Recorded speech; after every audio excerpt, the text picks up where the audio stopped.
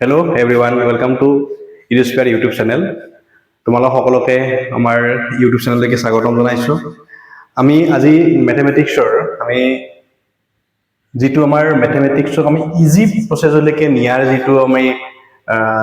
চেষ্টা কৰি আছো আমি হয়নে? তো ইয়াত আমি আজি আৰম্ভ কৰিম how to find the square roots of perfect square numbers within 5 seconds. আমি 5 বা 6 সেকেন্ডৰ ভিতৰত যিকোনো নাম্বাৰৰ perfect square number that means আমাৰ অসমীয়াত হ'ব পূৰ্ণবৰ্গ সংখ্যা তো এনেধৰণৰ পূৰ্ণবৰ্গ সংখ্যা এটাৰ কিদৰেনো আমি অতি কম সময়ৰ ভিতৰতে বৰ্গমূল উলিয়াব পাৰো ওকে আমি তোমালোকে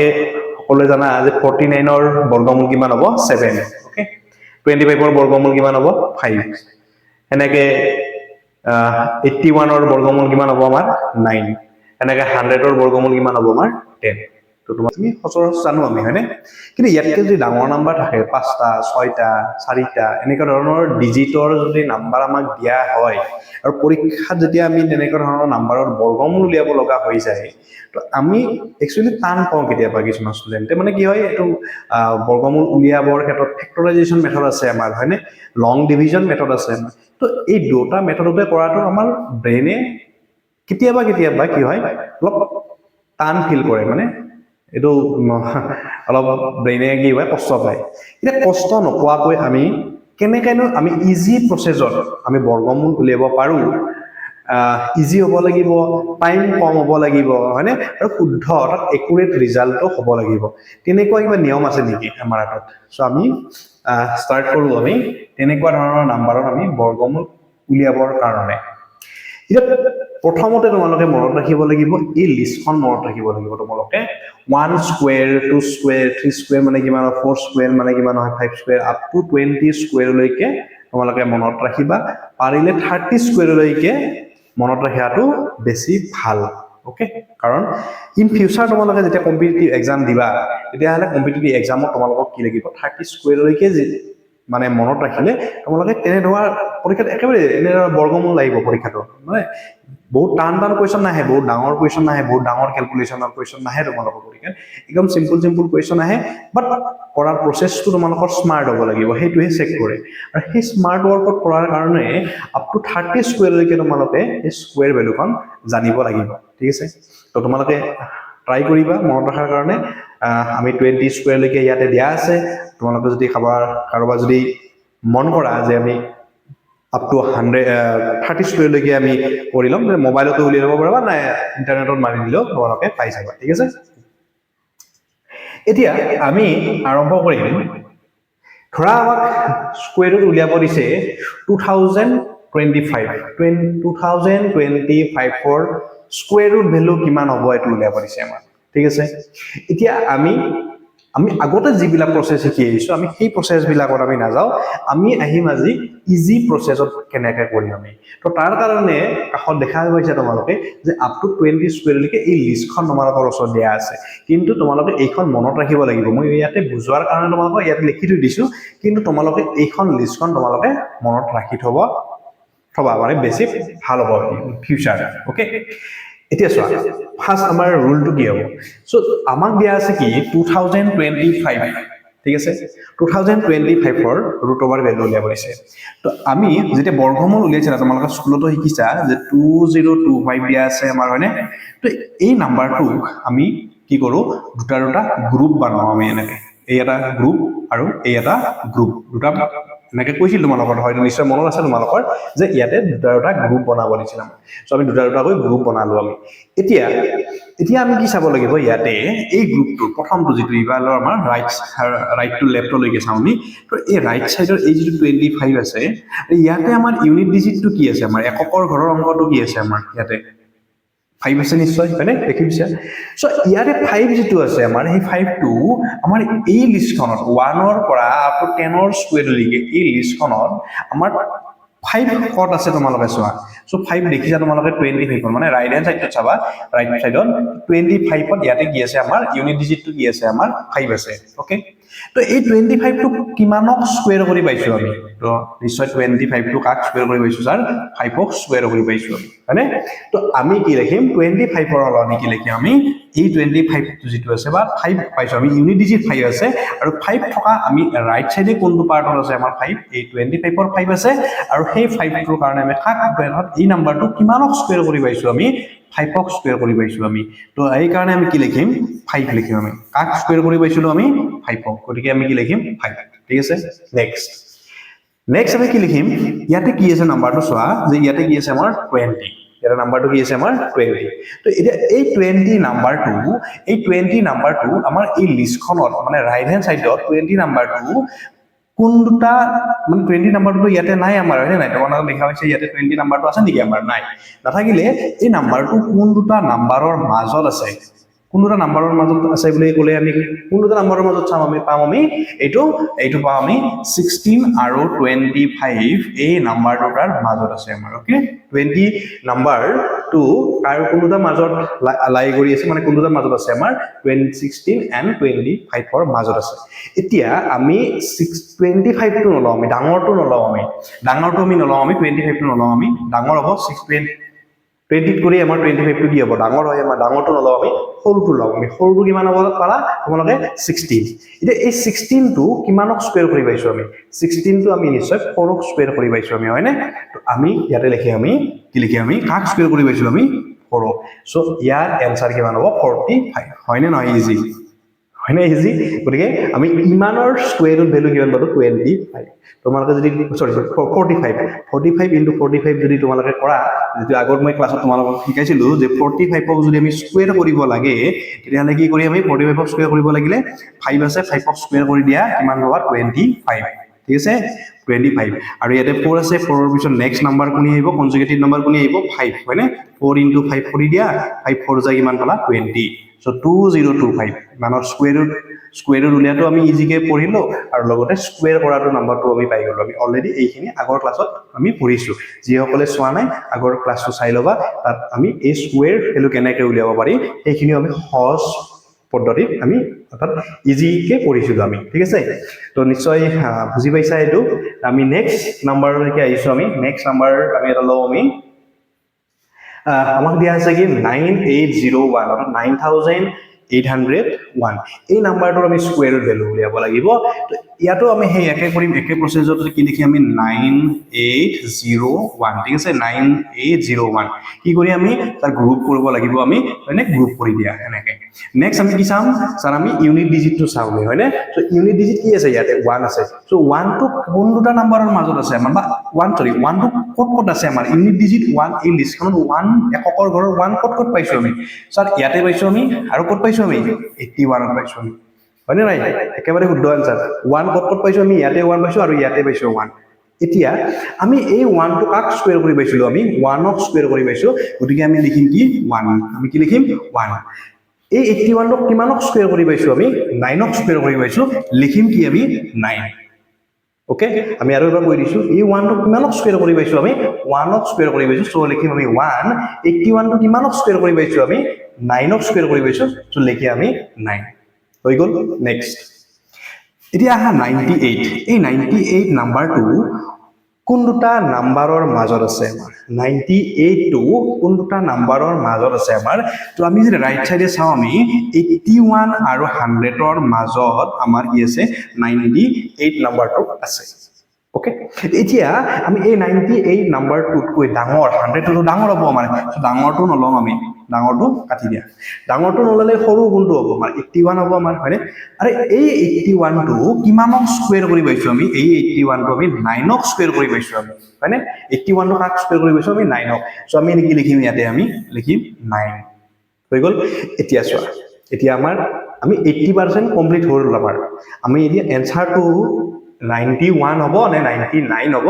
এইটো নাম্বাৰ ফাসি আছো আমাৰ হেতু আমি উলিয়াম আমি কাৰণ এনসাৰটো অৰ্থাৎ এটা নাম্বাৰটো বৰ্গমূল দুটা হ'ব নোৱাৰে আমাৰ হয় নাই প্লাস মাইনাস হ'ব পাৰে হয়তো প্লাস মাইনাস 91 বা প্লাস মাইনাস 99 হ'ব কিন্তু 91 আৰু 99 হ'ব জানো কেতিয়াও নহয় আমাৰ গতিকে আমি কি চেক কৰাৰ কাৰণে আমি কি কৰিব লাগিব মানে 91 হ'ব নে 99 হ'ব এইটো চেক কৰাৰ কাৰণে 90 থাকিবই অৰ্থাৎ 10 প্লেছ যিটো দশকৰ স্থানত আমাৰ 9 আহিবই আহিব এককৰ স্থানত আমি 1 নাইবা 9 আহিব মানে যিটো সংখ্যা পাম দুটা ডিজিটৰ নাম্বাৰ পাম আমি কাৰণ চাৰিটা ডিজিট থাকিলে আমি যেটো বৰ্গমূল পাবা স্কয়াৰ ৰুট ভ্যালু পাবা হেতু দুটা ডিজিটৰ হ'ব আমাৰ এতিয়া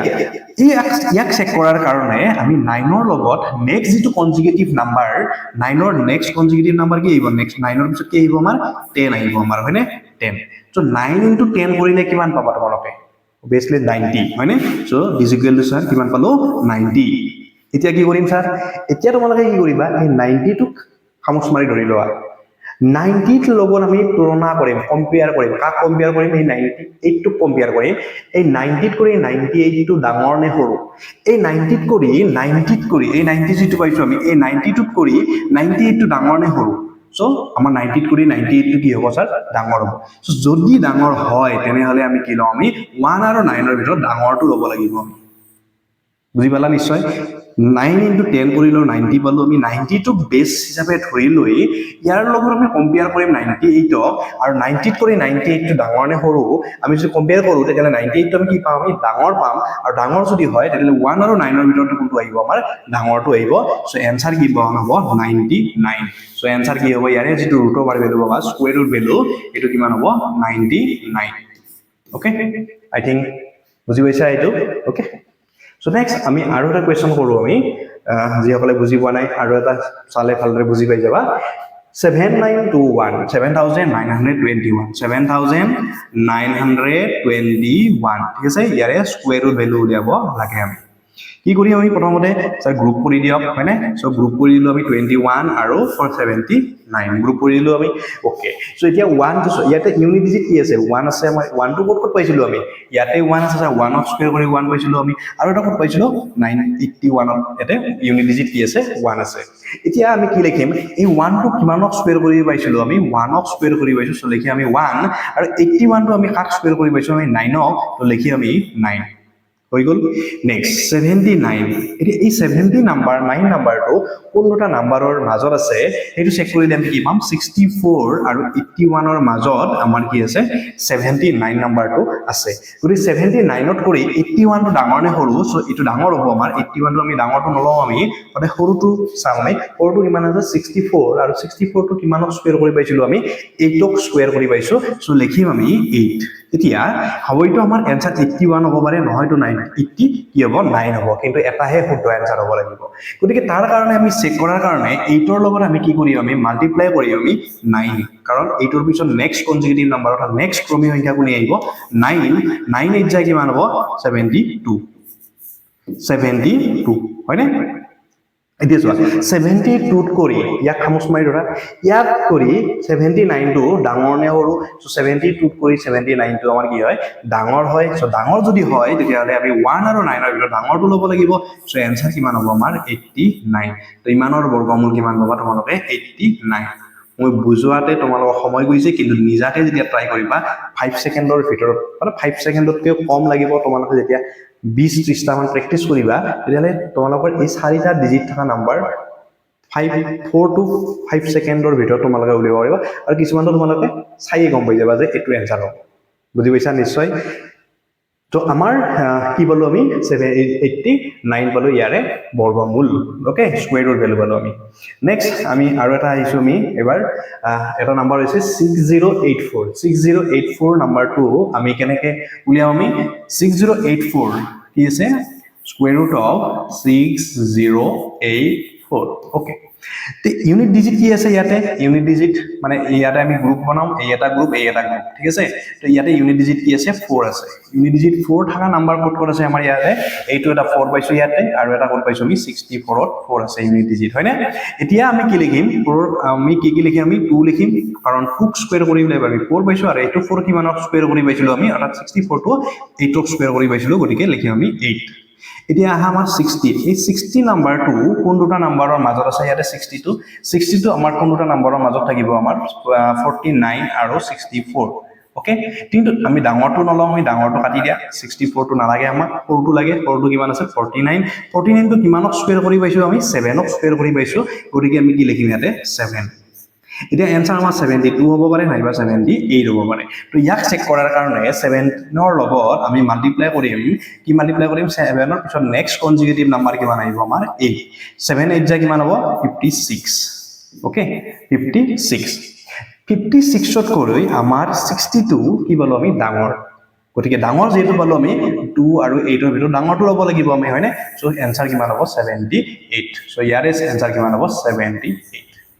ইমানৰ বৰ্গমূল কিমান পালো আমি 78 আৰু যদি আমাৰ সৰু পালো হয় ধৰা 56 নাপে ইয়াতে যদি আমি 61 বা 62 পালো হয় ধৰা মাল্টিপ্লাই কৰি তেতিয়ালে আমাৰ 65 বা 65 এ ধৰা 65 তকৈ 62 কি হ'ব সৰু হ'ল হয় আৰু সৰু যদি হয় তেতিয়ালে আমি সৰুটো ল'ব লাগিব এইটো মানে তেতিয়া 8 টো ল'লে আমি 2 ল'ব লাগিব আমাৰ কিন্তু পাৰফেক্ট স্কয়াৰ নাম্বাৰ হ'ব লাগিব আমাৰ ওকে সো আই থিংক তোমালোকে বুজি পাইছা এইখিনি আৰু এটা তোমালোকক মই কৰি দিও এটো হৈছে আমাৰ এটো 18496 এইটো নাম্বাৰ তো ইয়াতে আমাৰ কেইটা ডিজিট আছে ইয়াতে পাঁচটা ডিজিট আছে আমাৰ গতিকে আমি পাঁচটা ডিজিট থাকিলে আমি কি কৰিম ইয়াতে দুটা দুটা গ্ৰুপ বনাও এটো দুটা পালো আমি হয়নে আৰু ইফালে আমাৰ তিনিটা আছে আমাৰ তিনিটা হ'লে আমি তিনিটা একেলগে লম আৰু এই তিনিটা যদি থাকে মানে ইভাগৰ যদি আমি তিনিটা পালো আমি যেতিয়া তো তিনিটা পালে আমি কি ল'ব লাগিব এই লিষ্টখন জানিব লাগিব এই কাৰণে আমাৰ ইফালৰ 11 ৰ স্কয়াৰৰ পৰা আপ টু 20 স্কয়াৰ লৈকে এইখিনি আমি জানিব লাগিব ইয়াতে ওকে সো ইয়াতে আমাৰ 69 আছে 69 মানে ইউনিট ডিজিট কি আছে আমাৰ 6 হয় না 6 থাকিলে আমি কত চাম আমি 6 কত কত আছে আমাৰ ইয়াতে 16 ৰ আছে আৰু কত আছে আমাৰ 36 ৰ আছে আমাৰ ওকে তো 36 আৰু 16 ৰ আছে যেটো আমি কি লিখিম 16 টো কাৰ কাৰণে পাইছো আমি 4 ক স্কয়াৰ কৰি পাইছো আৰু 36 টো কিমানক স্কয়াৰ কৰি পাইছো আমি 6 ক স্কয়াৰ কৰি পাইছো আমি মানে 16 টো কিমানক স্কয়াৰ কৰি পাইছো আমি 4 ক গতিকে 4 লিখিছো 36 টো কিমানক স্কয়াৰ কৰি পাইছো 6 ক গতিকে আমি কি লিখিম 6 এতিয়া আহা 184 নাম্বাৰটো ইয়াৰে এফালৰ ছাগা ইয়াতে তিনটা ডিজিট আছে আমাৰ হয়নে তো ইয়াতে 184 নাম্বাৰটো কোন দুটা নাম্বাৰৰ মাজত আছে 184 নাম্বাৰটো আমাৰ 169 আৰু 196 ৰ মাজত আছে আমাৰ 184 নাম্বাৰটো আমাৰ হয়নে কিন্তু আমি 184 টো ডাঙৰটো নলও আমি ডাঙৰটো কাটি দিয়া ডাঙৰটো নালাগে আমাক সৰুটো লম সৰুটো হৈছে 169 আৰু 169 নাম্বাৰটো কিমানক স্কয়াৰ কৰি পাইছিলো আমি 13 ক স্কয়াৰ কৰি পাইছো তো ইয়াতে লিখি আমি 13 ওকে এতিয়া 13 ৰ